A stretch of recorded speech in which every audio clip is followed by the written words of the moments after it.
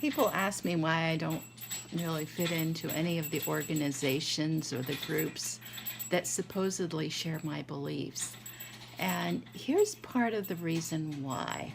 Let me tell you about one time in Dallas. I was in my early 20s. I was an independent attorney practicing law on my own. There was this announcement that there would be a meeting of objectivists in Dallas. And the date was given on the announcement and also the day of the week, except that they didn't match. So on the appointed day, I showed up. It was supposed to be in the common room of a high-rise apartment house in Dallas. And only one other person showed up.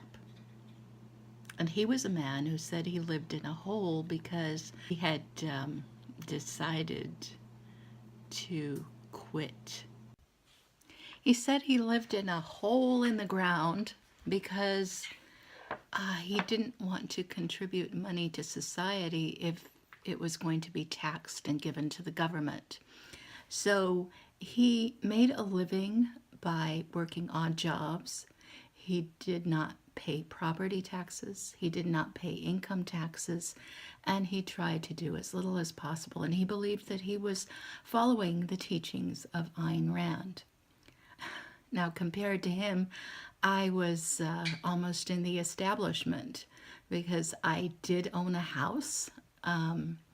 And I did pay property taxes and I did pay income tax, and I represented my clients and they paid me with the money that they had. I was not paid by the government to represent them.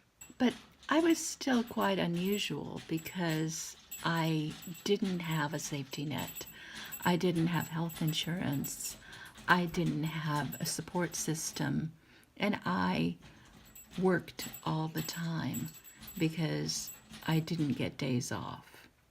I was independent, and when you're independent, you don't get days off.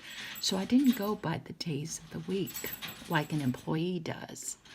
I went by the days of the month, which is why I showed up at the date appointed on the flyer that was out there, and so did this other person.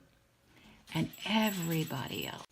The other people, the ones who organized the meeting, the ones who came to the meeting at the time when they all thought it should be, went by the day of the week because they were employees. They worked 9-to-5 jobs.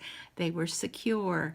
They received benefits that the government told their employer they had to receive or they wouldn't be allowed to work there. So they were very much within the system, and they thought that I and that one other person who chose the day of the month rather than the day of the week to go by, they thought that we were weird.